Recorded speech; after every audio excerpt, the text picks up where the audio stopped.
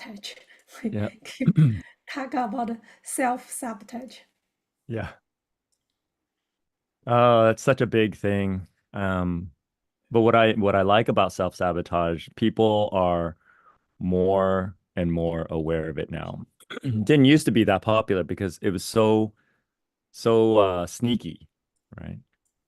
Yes. So, Yes. Happy Thursday. Is that Thursday yep, it's already? Thursday. Oh my gosh, this time passed by so fast. Yeah. Welcome to our Stop the Self-Sabotage podcast, where we are help hyperachieve women break free from the pattern of hold the back in their life. Hmm. I'm Riya Wang, and along with me is my co-host, Wei Houng. Hi, Wei. Hello. Hello.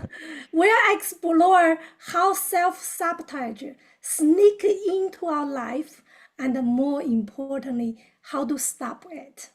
So whenever you are in your career, health, or you are in your relationship, self-sabotage is a circle that we can break through. Mhm. Today, we will share more insight, strategy, and stories to help you reclaim your power and associate with your success. Let's dive in. Highway, let's dive in. Talk Yeah. about the self-sabotage. I'm not getting excited about that You know, because I no, I'm super excited about having doing this podcast with you because I think for the last decade and a half, that's most of what I was doing for my clients is to help them eliminate those self-sabotage patterns. So to for us to do a dedicated podcast, oh, there's just so much that we can do to help share that. And like we were talking about before the podcast began, I like the timing of what we're doing here because maybe 10 years ago, 15 years ago, self-sabotage wasn't quite as popular because I think people just weren't aware of it, that it is actually a really big problem, right? oh, absolutely. I wanted to say I'm the big fan about the self-sabotage before. Yeah. before. I wanted to say because I didn't know when I'm doing that things. Hmm. We a lot I think relate with how the way how do we grow up, Yep. the cultures, Hmm. then the environment. Especially you and me, we know we are the Yeah. Asian culture. I think Yeah. they are really good to do that self-sabotage, constant push. You're Yeah.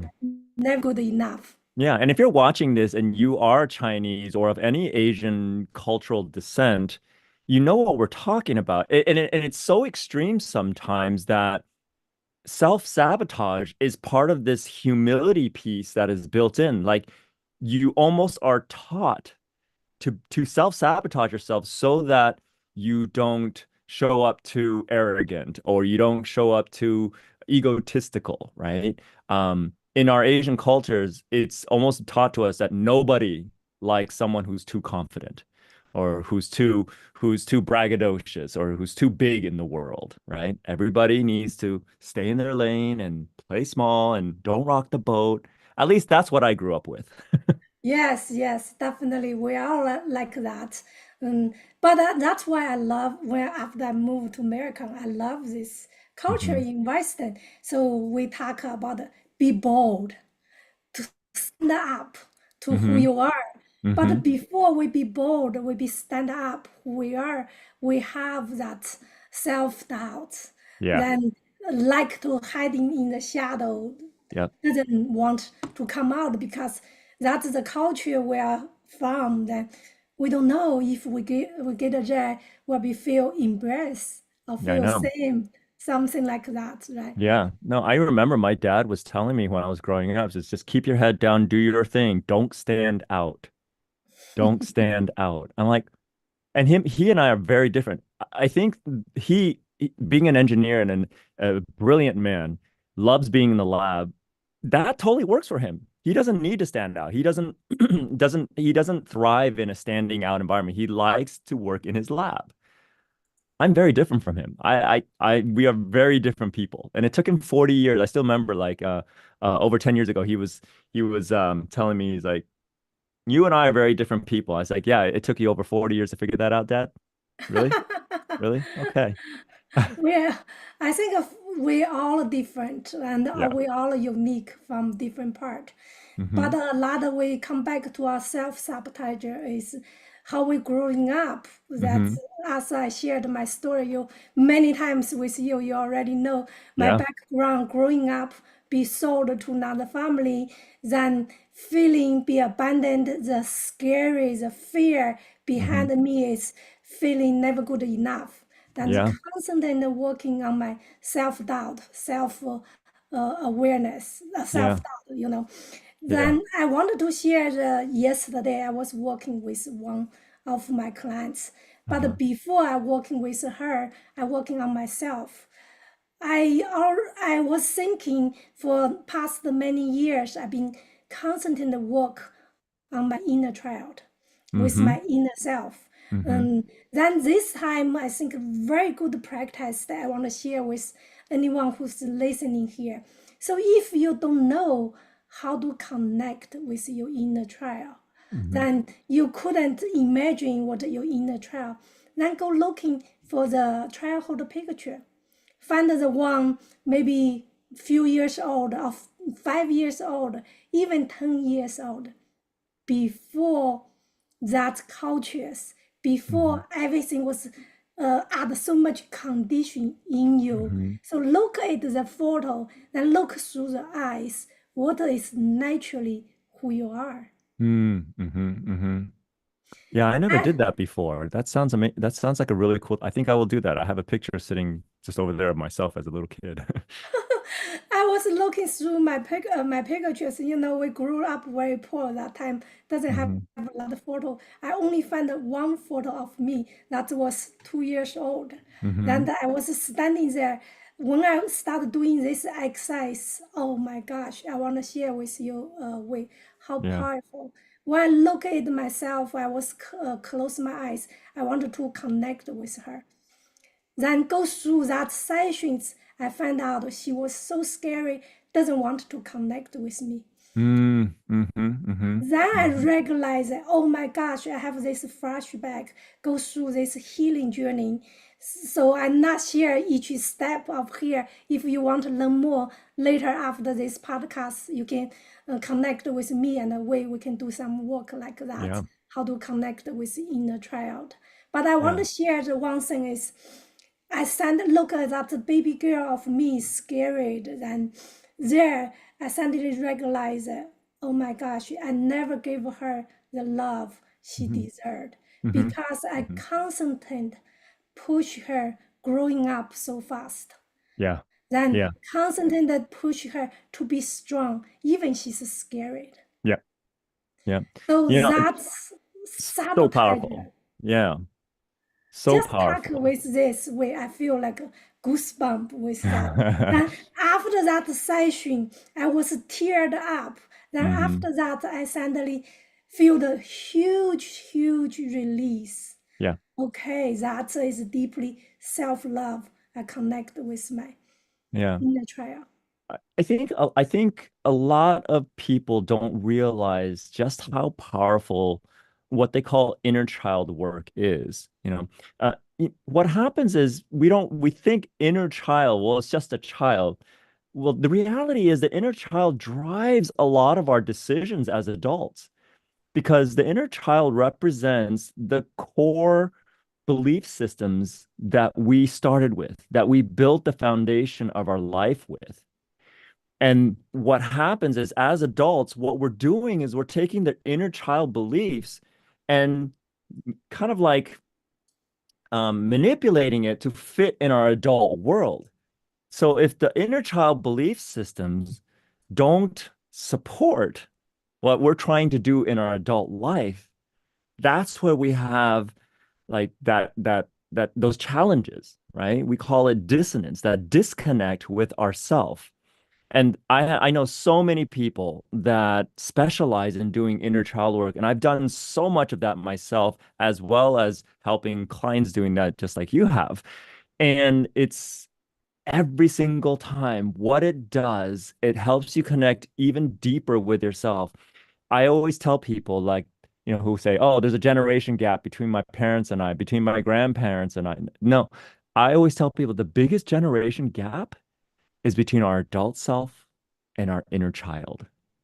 Because at Oh, hold some point, on, yeah, wait. Just say that word.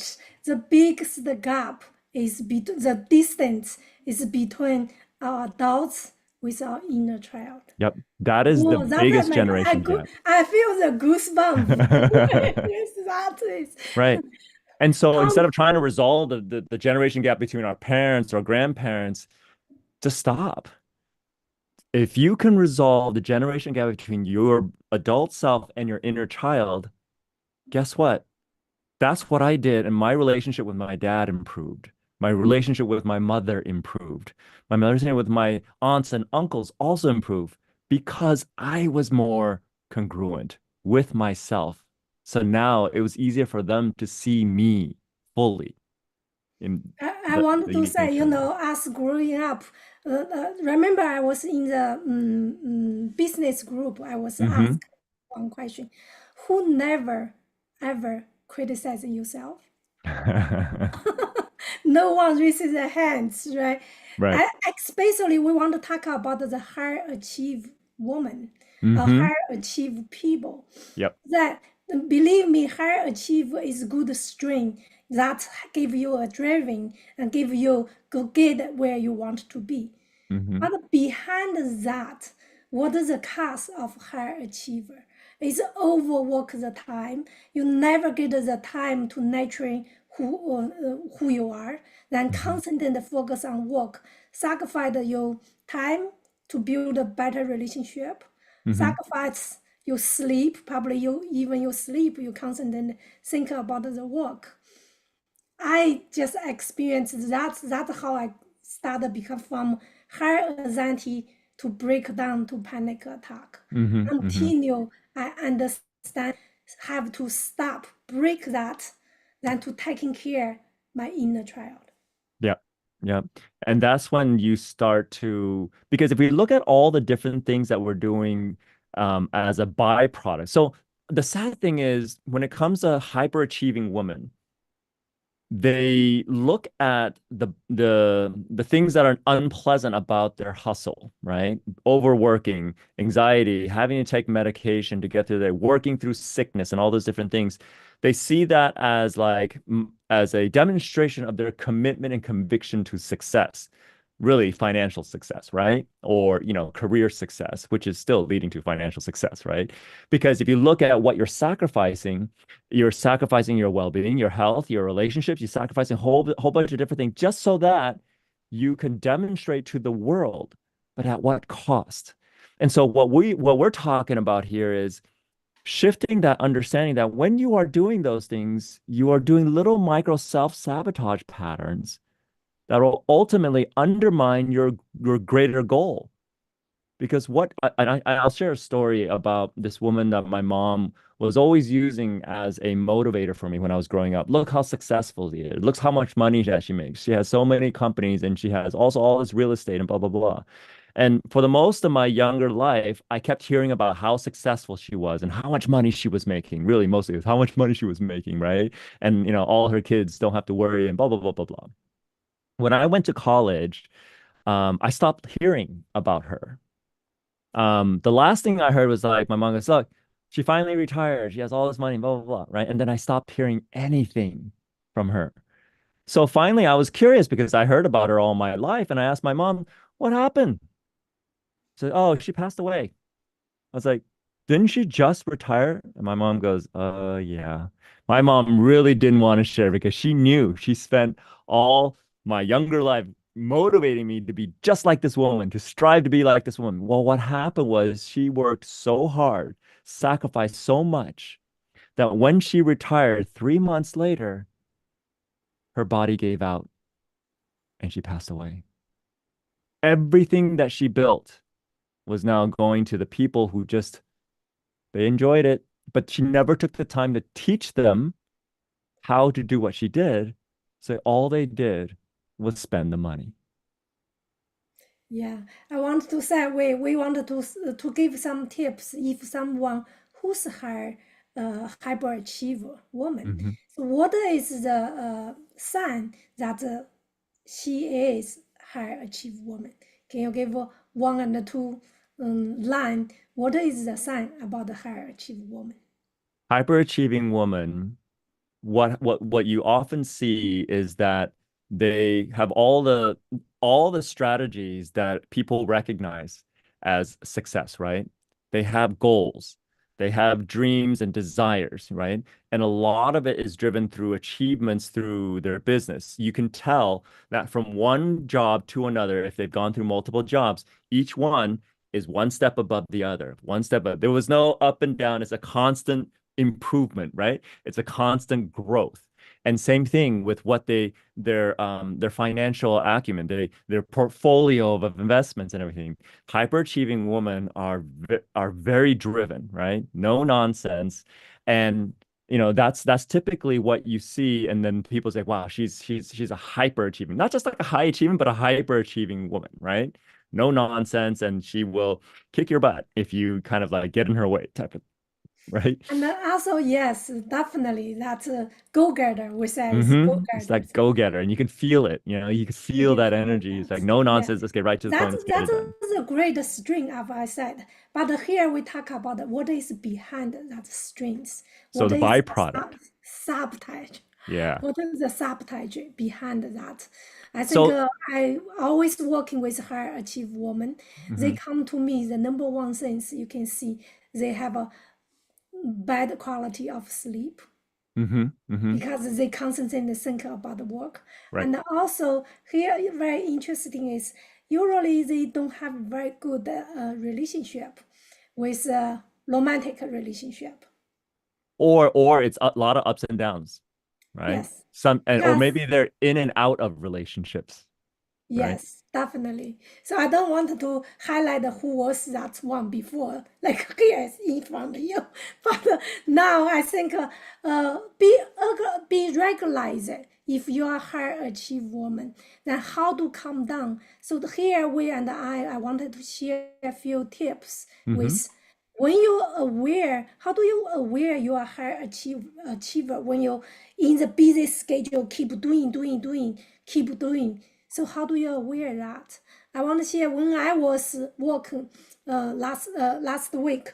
One time, after a few hours, I forgot the I forgot the break. So now I put every hour I put 10 minutes alarm there. So I take a 10 minutes break.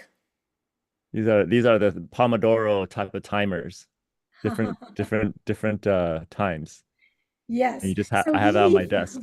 if you are a high achieve woman, remember put the clock in your love, in your phone. Then just every hour, or even every half hour, you do Yeah. 5 to 10 minutes. And I want to share another the tips when you do when you relax. You can just leave your computer, leave whatever you work. Have 5 minutes. Maybe just rub your fingers then touch a little bit of your skin. That help you bring back your present moment, Hmm. calm down your hyper nerves. And like you Another always say, tips, breathe, yes. breath work, just breathing and pay attention to your breath. And don't underestimate the simplicity of these strategies because it's through that simplicity where we start to develop powerful strategies to easily integrate into our day. Because if it's too hard or too complicated, let's face it, nobody's going to integrate it. Nobody's going to use it. Keeping it simple, and nature is simple. It's just remember, human beings make it complicated. So nature in and of itself is simple. And so the nature of a breath, what it takes to actually just calm the nerve and stabilize our cranial frequencies is as simple as paying attention to your senses, rubbing your body, focusing on a specific part, or going into nature and just focusing on your breath and just taking it all in, everything that's in this moment, right? And you could do that anywhere. Even if you don't have nature, you could just pay attention to the sound and the hum of the machines in the room, right? What the air feels like. What is it that you smell? Just paying attention to those senses will bring you away from the future, from the past, and right to now. And I love that's where what we can you do that. said, the simplicity. So simple. If you don't have time, you in halfway in the work is where stress. You don't have time to walk in the nature. But even you put a sip of your water, remember, take it slow. Then feel like when I holding this cup, beautiful Hmm. cup. When I holding this cup, I feel the weight, Yep. how heavy is the weight, and the temperature. Hmm. This that's cold make me feel good. Yep. And what is the color? So pay attention for little bit details Yep. of just 5 minutes. Yeah. That's super powerful. We talk about the way left brain, right brain. To be feel more love, compassion, especially self-love, we need to more use our right brain instead our use our left brain to analyze it. That is hyperachiever always analyze something. Hmm. Use our right brain or do little bit simple exercise. Yep. Try that. Then Yeah. next week come to tell me and the way how that Yeah. work for you. Exactly. I mean, scientifically, what happens is this is that, the right brain, left brain is just helps us understand there are parts of our brain that are responsible for creativity, expansiveness, ideas. And it's not the part that helps us get everything done. And to able to make sure that we're incorporating both sides throughout the day or both aspects of our mind, it's what we call all those things that we were talking about, your senses, your smell, the sound. Those are what we call the submodalities of what is part of that part of your mind.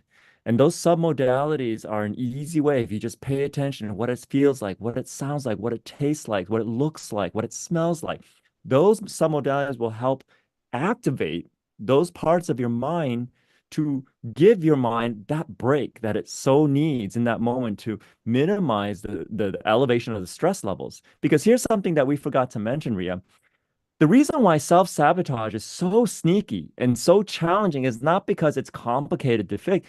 It's because most of the time, self-sabotage, we don't know that we're self-sabotaging until we've already self-sabotaged. That's what I'm talking about because we'll keep doing until that start to break down. Then you Yep. realize Right. it's late. Right. Right. So here we are give you some tips how to sense, how to bring your present moment. Just use 5 to 10 minutes between your work. Then have that 5 2 minutes. Then feel the sense. Then feel the sensation with your body. Even the sounds I want to share with you. Hear your own breathing. We Hmm. talk about so much how to do the breathing exercise. Then some people maybe not easy for them to do that, but just hear you breathing, your own breathing, like Yeah. Just listen to what that breath sounds like. Right. yeah, just this 1 second. I Hmm. listen my own breathing. I Yeah. feel the energy, feel my body just Right. relaxed. And then So if you're not about listening to your breath, then just notice how the cool air or even warm air feels when it enters your nose and down your windpipe and into your lungs. Notice what that feels like. And this is what I'm excited about, Ria. This is what this podcast series is going to be all about, right? yeah, yeah, These yeah. I little know you're tiny things. excited. Wait, I have to stop you for this. We give so many tips. We want to just give a simple one. Then we will be keep the next one coming in next session. Next Yeah. podcast. We're teaching a little bit more. Today we just want to summarize it a little Hmm. bit. We Yeah. maybe you can summarize it what we talk about a few things. How Yeah. to stop in the when you really sabotage yourself in the Mhm. hyperachieve mood. Yeah, I think so. I think the summary, I mean, the main point for today being this, like the launch episode of this podcast, is to recognize that self-sabotage isn't just a simple thing, one solution type of thing, because everybody's different. Self-sabotage is different for everybody, and what's sneaky about it is that we usually don't realize we've self-sabotaged until it's already done, in which case that's what makes it hard because we don't know we're doing it until we're doing it. And that's why it's important to do the fundamental pieces as soon as possible The minute you feel that, I mean, I think another episode we can talk about how to reverse engineer something that you've done. But for now, start doing the simple, basic things. Start to integrate that because for those who are hyperachieving, but also live a full, healthy lifestyle, they breathe, they pause, they pay attention to what's going on in the moment. And I think those are the key points that we hope you can take away from today's episode on not only understanding what self-sabotage is all about, understand what we give up to be hyperachieving, but also what you can do right now, today, even while you're listening to this, to give yourself that beautiful, rejuvenating pause in the middle of the hyperachieving moments that you have every single day. Thank you, Wei. Thank you. If you're listening this podcast, then follow me, Riya, and Wei. We will be doing this every another Thursdays. We'll Hmm. be give some tips, help we are stop self-sabotage, help our high achieve people can break through, break free from Hmm. that self-sabotage mood stage, Hmm. then to live in the life, have a more joy, then more Yep. relaxation, then more what? More of what you want in this world holistically, not just to make a bunch of money and do really well in your career, but also be a better wife, a better mom, a better lover, a better friend, a better sister or aunt to your family. Everything can be impacted by eliminating that self-sabotage and working with that inner child to stop throwing up a tantrum to your adult self. Thank you, Wei. Thank you, everyone. So, if you are listening there, remember when you go home after this, maybe do the exercise, talk about how to connect with the inner child. Hmm. Then find Hmm. your baby photos. Then try Yes. how to connect that. Yeah. I'm going to do Okay, that after thank you, this podcast for everybody. myself. Thank you.